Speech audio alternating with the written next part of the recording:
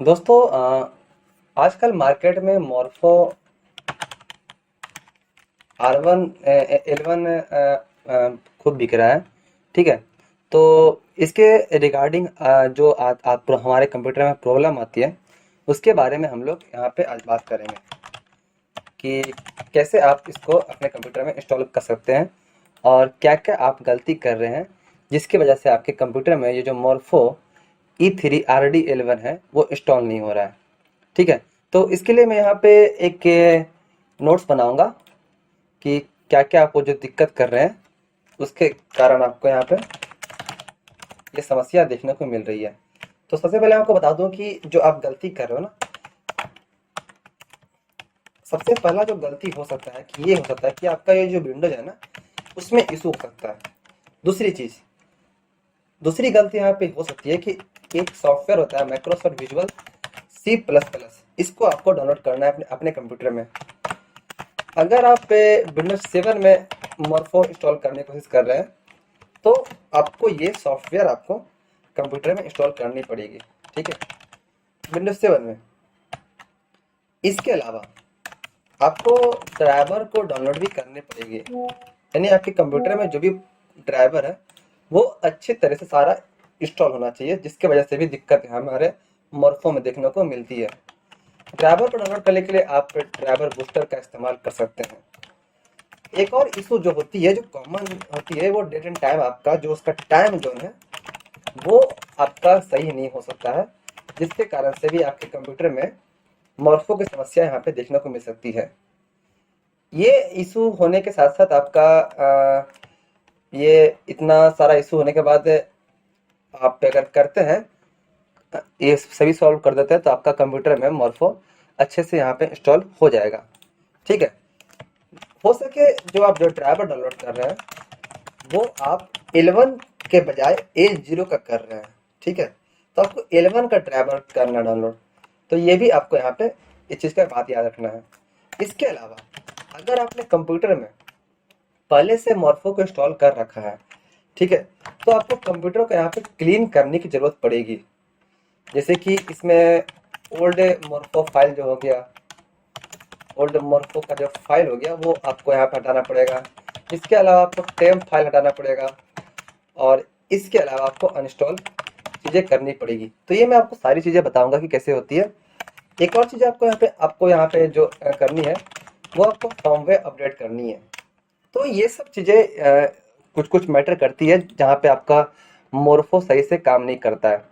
ठीक है, और ये सब अगर आप सब कुछ सही से करते हैं तो ये आपका जो मोर्फो है वो सही तरीके से चलने लगेगा।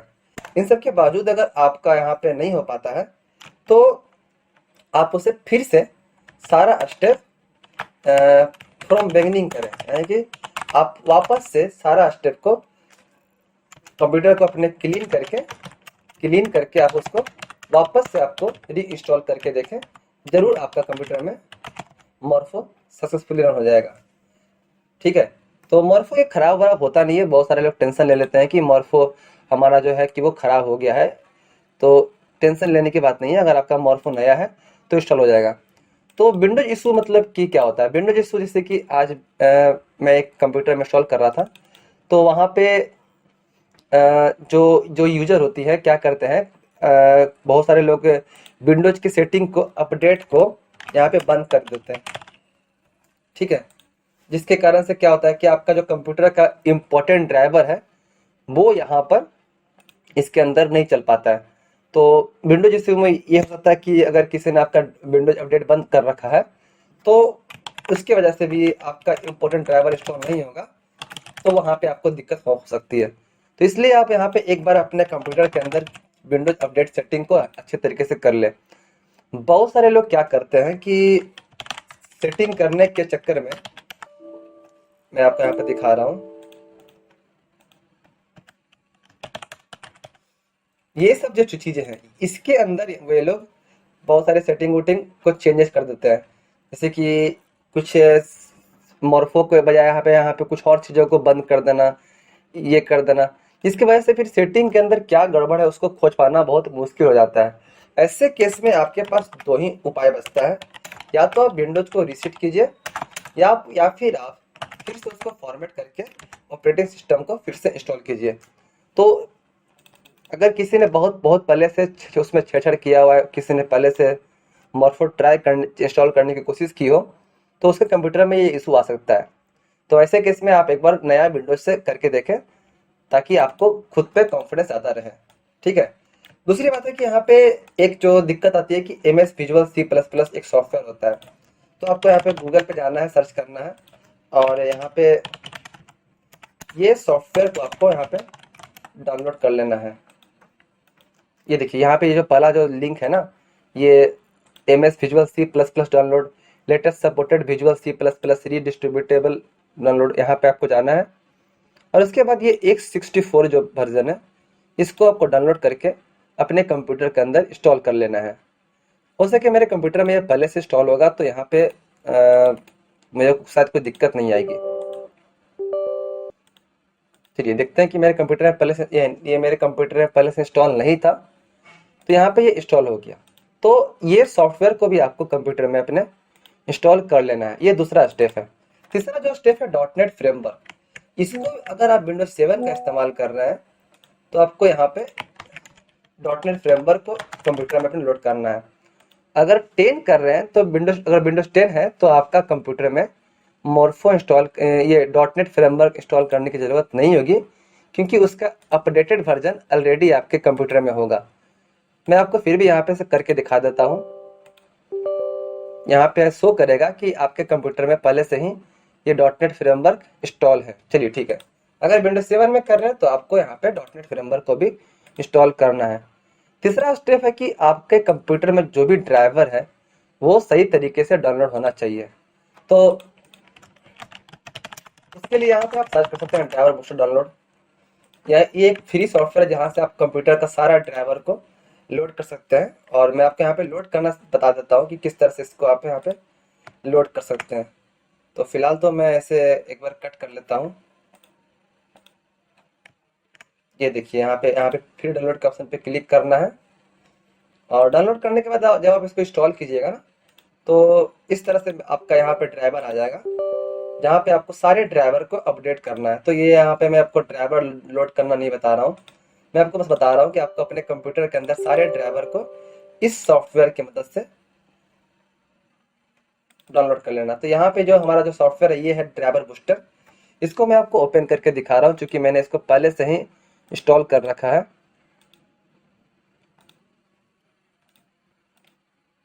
वीडियो थोड़ा सा लंबा होगा, लेकिन आपको यहाँ पे सभी स्टेप को अच्छे से करके देखना है, ताकि आपका मॉर्फो इंस्टॉल करने में कोई दिक्कत नहीं है। तो यहाँ पे आप देख सकते हैं कि मेरा यहाँ पे जितने भी सॉफ्टवेयर है लगभग अप टू डेट है। ये सब प्रो वर्जन के लिए है, जो कि ऑप्शनल है, और इसको मैं डायरेक्ट गूगल से भी डाउनलोड कर सकता हूँ, जो कि मैंने वही किया था। मैंने गूगल से इन सारे सॉफ्टवेयर को डाउनलोड करके अपने कंप्यूटर में इंस्टॉल कर लिया था। हालांकि बेसिक सॉफ्टवेयर जो भी है आप यहाँ पे देख सकते हैं, ये हमारे कंप्यूटर में इंस्टॉल्ड है। ठीक है। अभी जो हमारा तीसरा अगला स्टेप है वो है डेट एंड टाइम को चेक करना।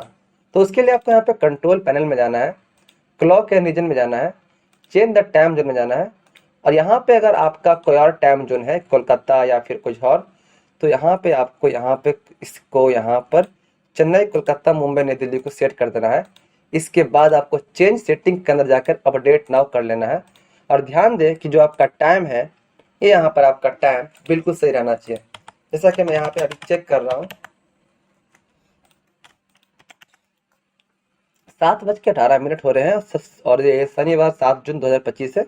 यहाँ पे भी आपका डेट और टाइम बिल्कुल सही तरीके से यहाँ पे मैच कर रहा है। तो इसकी वजह से भी आपका यहाँ पे दिक्कत हो सकता है। ये स्टेप करने के बाद आपको यहाँ पे 11 का ड्राइवर डाउनलोड करना है। तो आइए बताता हूँ कि कैसे आप 11 का ड्राइवर डाउनलोड करना है। गूगल पे आप जाइए और लिखिए मॉर्फो 11 ड्राइवर डाउनलोड। ठीक है। उसके बाद आपको इस वेबसाइट को ओपन कर लेना है। यहाँ पे आपको डाउनलोड का ऑप्शन क्या आना है। यहाँ पे आप देख सकते हैं कि यहाँ पे L0 है और L1 है। तो आपको यहाँ पे L1 को यहाँ पे क्लिक करना है, और उसके बाद आपको इस सॉफ्टवेयर को डाउनलोड कर लेना है। यह तकरीबन 16.3 MB का सॉफ्टवेयर रहेगा। ये देखिए मैं यहाँ पे यहाँ से इसको इंस्टॉल कर लेता हूँ। ये देखिए यहाँ पर हमारा 16.1 MB का सॉफ्टवेयर है, जिसको आपको यहाँ पे रन एज एडमिनिस्ट्रेटर करके इसको इंस्टॉल कर लेना है। अगर आपका सॉफ्टवेयर इस तरह से जिप फाइल में आता है तो उसको एक्सट्रैक्ट करने के लिए आप विनरार सॉफ्टवेयर का इस्तेमाल कर सकते हैं। इसका नाम है विनरार, जिसको आप गूगल से डाउनलोड करके अपने कंप्यूटर में इंस्टॉल कर सकते हैं। ये सॉफ्टवेयर है, इसको आप इंस्टॉल कर लीजिएगा तो ये फाइल को एक्सट्रैक्ट करने में आपकी सहायता करेगी।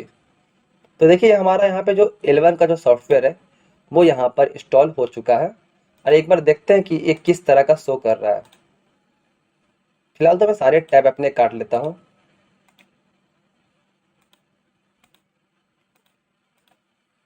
ये हमारा, ये देखिए ये यहाँ पे सॉफ्टवेयर है, तो यहाँ पे दिखा रहा है कि RD service status running, RD environment prod, RD version 2.0.13।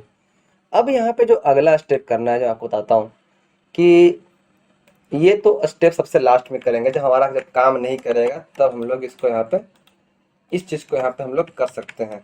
ठीक है, अब हमारा जो अगला स्टेप है वो है फर्मवेयर को अपडेट करना। फर्मवेयर को अपडेट करने के लिए आप यहाँ पे लोकल डिस्क सी में जाइए, जो सॉफ्टवेयर को आपने इंस्टॉल किया उसको खोलिए, और ये सॉफ्टवेयर जो है ना 0.604E, इसको आपको रन एज एडमिनिस्ट्रेटर कर देना है, नेक्स्ट करना है। और यहाँ पे आपको वो जो, अगर आपका सॉफ्टवेयर मॉर्फो अगर आपका कनेक्टेड रहेगा तो उसका सीरियल नंबर आ जाएगा, और उसको बाद यहाँ पे आपको नेक्स्ट क्लिक कर देना है। आपका जैसे ही आप नेक्स्ट क्लिक करिएगा, तो मेरे पास अभी डिवाइस है नहीं, इस कारण से मैं आपको बता रहा हूँ, पर अगर आप उसको अगर कंप्यूटर में लगाए रहिएगा तो आपका मॉर्फो बार बार ब्लिंक करेगा।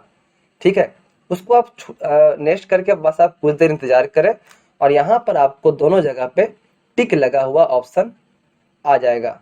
ठीक है, ये ऑप्शन आपका यहाँ पे टिक लगा हुआ आ जाएगा, जिससे कि आपका मॉर्फो जो है आपके कंप्यूटर में, अगर अभी मॉर्फो अगर इस तरह से आ रहा है कि device status, device serial number नहीं आ रहा है, तो वो ऑप्शन यहाँ पे आपको आ जाएगा।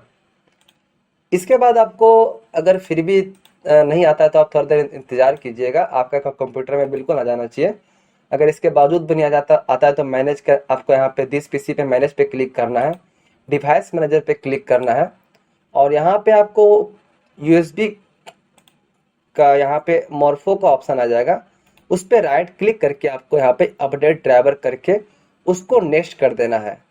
ठीक है, तो उससे भी आपका कंप्यूटर में कुछ देर तक 15 से 20 सेकंड या 25 सेकंड का या 1 से 2 मिनट का समय लेगा, और उसके बाद यहाँ पे आपका जो R1 का जो सॉफ्टवेयर है ये है वो पूरा आपका यहाँ पे आ जाएगा।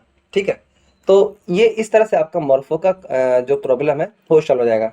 अगर मान लीजिए कि पहले से ये सब स्टेप किसी ने कर रखा है और बावजूद उसका आपके कंप्यूटर में वो अगर इंस्टॉल नहीं होता है, तो सबसे पहले आपको क्या करना है कि जो पुराना जो मॉर्फो है ना उसको आपको डिलीट करना है।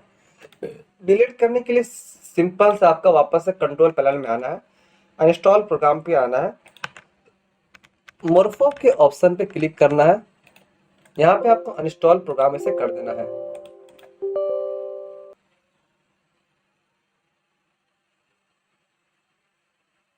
ठीक है, तो ये देखिए, उसके बाद आपको यहाँ पे जाना है, और ये जो सॉफ्टवेयर है ना आइडियामा L1 RD सर्विसेज, इसको भी आपको कंप्यूटर में अनइंस्टॉल कर देना है। ये देखिए यहाँ पे मैं इसको अनइंस्टॉल कर देता हूँ।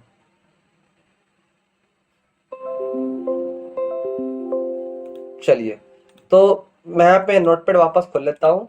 क्या करना था, सबसे पहले हम लोगों को विंडोज का इशू चेक करना था, MS विजुअल C++ इंस्टॉल करना था, .NET फ्रेमवर्क इंस्टॉल करना था, ड्राइवर को सब पहले अच्छे से डाउनलोड कर लेना था, विंडोज अपडेट भी कर लेना था, फिर L1 का ड्राइवर लोड करना था, टाइम और जोन को सही करना था, फर्मवेयर को अपडेट करना था। अगर ये सब स्टेप फिर भी नहीं होता तो हम लोगों को पुराना वाला जो मॉर्फो फाइल है उसको क्लीन करना था। अब यहाँ से क्लीन करने के बाद भी आपका यहाँ पे जो सॉफ्टवेयर है ना, ये जो फाइल है ये आपका बचा हुआ रह जाएगा, इसको भी आपको यहाँ पे डिलीट कर देना है। इसके बावजूद आपको यहाँ पे टेम्प में जाना है, और टेम्प में जाकर जो पुराने जो मॉर्फो के फाइल है या फिर रनिंग जो फाइल जो भी है कैचे वगैरह है, इसको भी आपको यहाँ पे डिलीट कर देना है। जैसे जैसे मैंने यहाँ पे कंप्यूटर में किया है, उसी प्रकार से आपको यहाँ पे करना है। जितना डिलीट होता है ठीक है, जितना नहीं होता है उसको आपको स्किप कर देना है। अब देखिए यहाँ पे क्लीन हम लोगों ने कर दिया, ओल्ड मोर्फो को इंस्टॉल कर दिया, टेम फाइल को भी हटा दिया। ये सब स्टेप करने के बाद आपको यहाँ पे क्या करना है, ये सारा जो स्टेप है वापस से उस आपको ये स्टेप वापस दोहराना है। ठीक है, वापस से आपको ये स्टेप दोहराना है। इसके अच्छा से करिएगा तो आपका कंप्यूटर में मोर्फो जरूर से इंस्टॉल हो जाएगा।